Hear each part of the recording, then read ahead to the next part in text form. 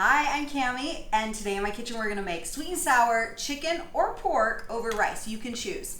When I was dating my husband, it was Christmas time. It was during the holidays, and at Christmas, when I had been up with him, he had mentioned that he wanted to marry me. So then, for New Year's, I was going to go up, and my sister was out of town, so I was going to make dinner for him at my sister's house while they were out of town. And I thought, I'll make this sweet and sour pork. And then I got up there and I'm like, I don't know, the pork just smells kind of weird. I don't know if it's good. And he was like, well, I'm not going to eat it. And I'm like, wait, really? I totally spent all this time cooking this dinner and now you're not going to eat it? So anyway, I just did chicken. He didn't love the pork version of it. I grew up with the pork, but I like both, and we usually just do chicken. But it's a really great recipe. I grew up on it. My mom made it. It's a few simple ingredients and you're gonna love it. You need this recipe in your life. We start with, first get your rice going. I always use long grain converted rice. You can use brown rice, you can use minute rice, there's so many different rices. You can use whatever you want, whatever you like. But get that started because it takes a little bit longer and then you can start the rest of your dinner. So we're just gonna start the rice cooking. And I usually cook it for 20 to 25 minutes. You might have a rice cooker. I have never had a rice cooker, so don't judge me. But people are like, well, it's life-changing. But I haven't had it, so I don't know how life-changing it is. Maybe I'll have to get one. Then you take your chicken. I just cut this up. You can slice it really thin. My tip for you is when you cut your chicken, if it's not fresh, like if you're pulling it out of the freezer, cut it a little bit frozen. It is so much easier to cut when it's still frozen. You can just... it doesn't get all gross. Anyway, it's just much easier. It's just much easier to cut. So that's my tip for you. We're gonna throw this into, I have some oil, just some regular vegetable. You can use canola. If you wanna use olive oil, you can do that. I'm gonna throw it in. Some hot oil. And you kind of want it to get there. See, that's all hot and you want it to get in there and brown a little bit. We're gonna add some salt. Depending on how much chicken you use, so I'm only using one breast because there's not that many of us eating tonight. So I'm using probably an 1/8 to 1/4 of a teaspoon. And I only have one large chicken breast, but if you're feeding more people, you're gonna want a little bit more chicken, a little bit more salt. So we're gonna let that sit there and brown. And then we're gonna cut up, it's some peppers, onions, some pineapple. We put that over, and then I have a really yummy sweet and sour sauce. So I'm gonna show you how to do all that. Okay. Okay, so now our chicken is cooked and our rice is cooking. So we're gonna make the sauce. The sauce is made with 3/4 of a cup of water, 2 tablespoons of soy sauce. Then you use 3 tablespoons of brown sugar. You're just gonna whisk that in. And 3 tablespoons of cornstarch. Again, you wanna whisk so that cornstarch gets mixed in. 1/4 teaspoon of ginger. And 1/4 of a cup of vinegar. And for the vinegar, I actually like apple cider for this recipe instead of a white vinegar, but if you don't have apple cider, the white vinegar is fine.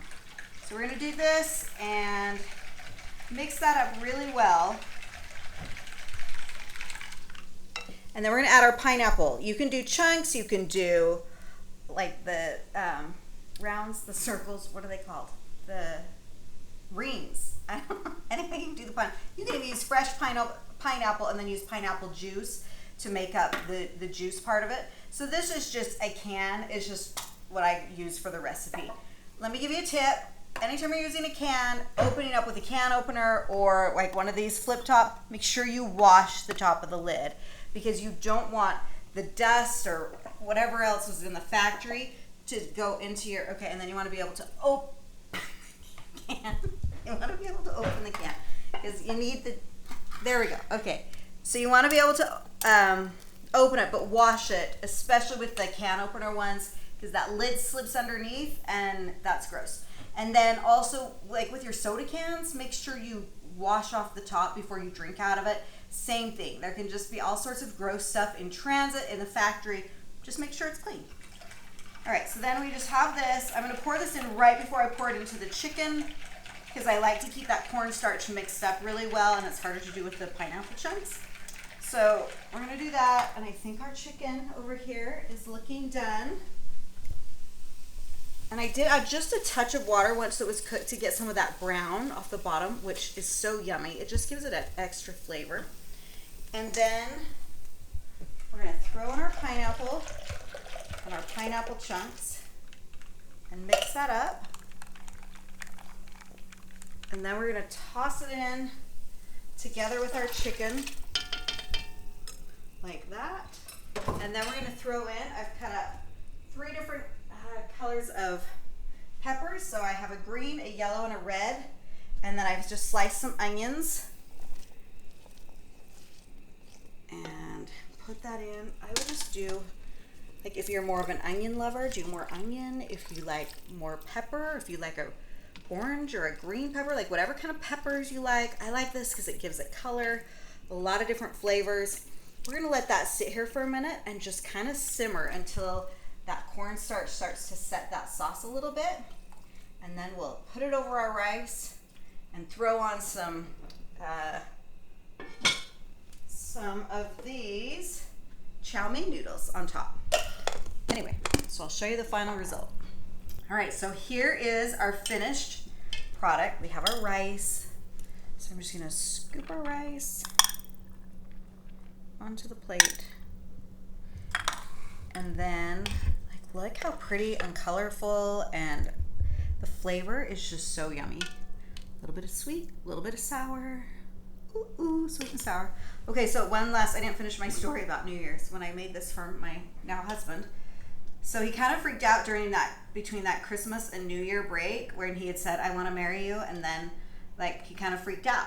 But I was like, all right, yes, I'm game. And I went and bought a wedding dress during the break because I was home from BYU during the week. And so my mom and I were like, let's go wedding shopping because we have time right now. And so I got up there to make him dinner, and it was New Year's Eve, and he's like, yeah, I don't know if I'm ready. I don't know. So then I kind of freaked out, and I'm like, okay. And I told him, I'm like, well, I bought a wedding dress, but that's fine. And then he really freaked out. And then I was like, it's fine. If I don't use it, if I don't wear it, marrying you, I'll wear it marrying someone else. Like, I'm not that concerned. So I have a wedding dress. It's not that big of a deal.